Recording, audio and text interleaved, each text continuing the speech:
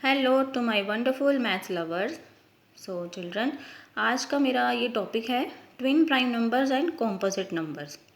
आई know आपको definition आती है, लेकिन आप कई बार बहुत कंफ्यूज हो जाते हो कि ट्विन नंबर्स और प्राइम नंबर्स और कॉम्पोजिट नंबर्स की जो है आइडेंटिफिकेशन कैसे करनी है।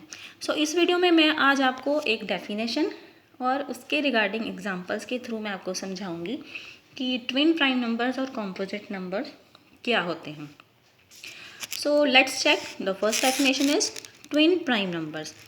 So you will see twin. The word twin. Twin word से आपको पता चल रहा है कि ट्विन मतलब होता है जो चीज़ पेयर में होती है। सो ट्विन प्राइम नंबर्स, जो प्राइम नंबर्स पेयर में होंगे। सबसे पहले इसकी डेफिनेशन से ही, इसके नाम से ही पता चल रहा है कि ये प्राइम नंबर किस तरह के होंगे, जो ट्विन्स होंगे। ठीक है जी। So let's check its definition.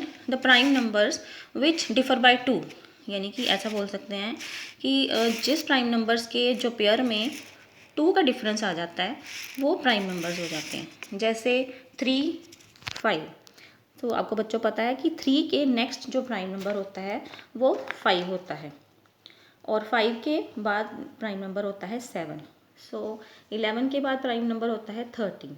So that's why this is a pair. ये पेयर पेयर बन गया है। और आप अगर इसको नोटिस करोगे 3 और 5, 3 और 5, ठीक है। अगर 5 और 3 का डिफरेंस करें तो इट विल बी 2। 5 और 7 का डिफरेंस करें तो इट विल बी ऑल्सो 2।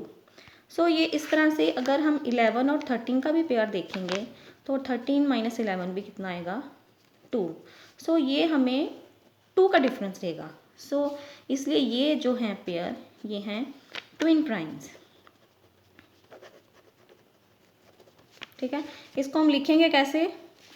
इसको हम ऐसे लिख सकते हैं 3 and 5। ठीक है जी।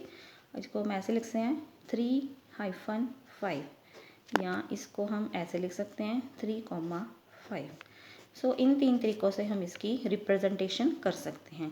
These are the twin prime numbers. All right. Next देख लेते हैं। हमारी डेफिनेशन है कॉम्पोजिट नंबर। अब मैंने आपको पहले बताया, जिसका जो भी नाम होता है उसके वर्ड में ही आपको पता चल जाता है कि वो चीज़ क्या है। ठीक है जी। तो जैसे आप मसाला मैगी खाते हो, ठीक है, तो उसके नाम से आपको पता चल जाता है कि इस मैगी के अंदर ना भर भर के मसाला डाला हुआ है। ठीक है। तो देखो, इसके साथ ही आपको पता चल जाएगा ये ऐसे नंबर्स हैं जो कॉम्पोजिशन से बने हैं। ठीक है। जब भी आप कोई चीज़ बनाते हो, ठीक है, उसमें मसाले डालते हो, आप कोई पैकेट ख़रीदते हो, उसके इंग्रेडिएंट्स चेक करते हो, आप देख लेते हो कि इसके अंदर किस किस चीज़ की कॉम्पोजिशन है। तो ठीक है, इस नंबर्स के अंदर भी हम देख लेते हैं कि इसकी कॉम्पोजिशन क्या है। So let's check its definition. The numbers which have more than 2 factors other than 1। हाँ ठीक है, इसकी डेफिनेशन ये हो गई, लेकिन इसको समझना भी बहुत ज़रूरी है। ठीक है।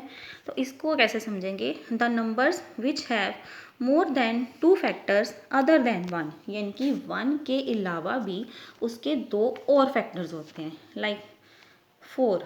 देखो, मैंने आपके लिए पहले से यहाँ पे एग्जांपल लिख के रखी है। जैसे कि एक नंबर ले लिया हमने 4। अब 4 के फैक्टर्स कितने होते हैं?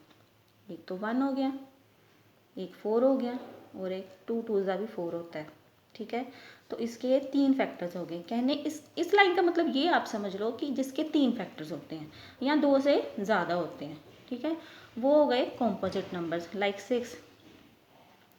इसके देख लो 1 2 3 एंड 6, यानी कि एक तो फैक्टर्स हो गए और एक हो गए नंबर इटसेल्फ।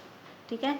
अगर 6 की बात करें तो ये 6 भी इसका फैक्टर है। 4 की बात करें तो 4 अपना फैक्टर खुद होता है। ठीक है। तो 4 और 6 हो गए कॉम्पोजिट नंबर। इसी तरह से एग्जांपल 10 की ले लेते हैं।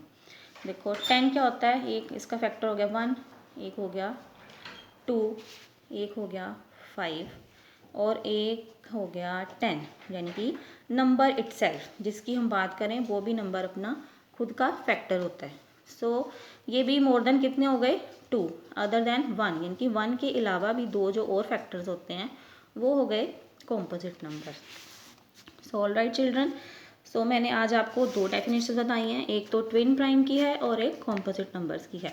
ट्विन प्राइम्स मैंने आपको बता दिया है कि जिसके बीच में 2 का डिफरेंस होता है, ठीक है, वो ट्विन प्राइम्स होते हैं।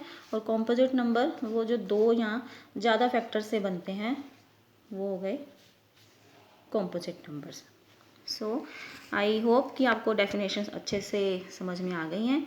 अदरवाइज़ आप वीडियो को दोबारा से चलाकर भी देख सकते हैं और इसकी डेफिनेशंस को एग्जांपल्स के थ्रू भी अच्छे से समझ सकते हैं।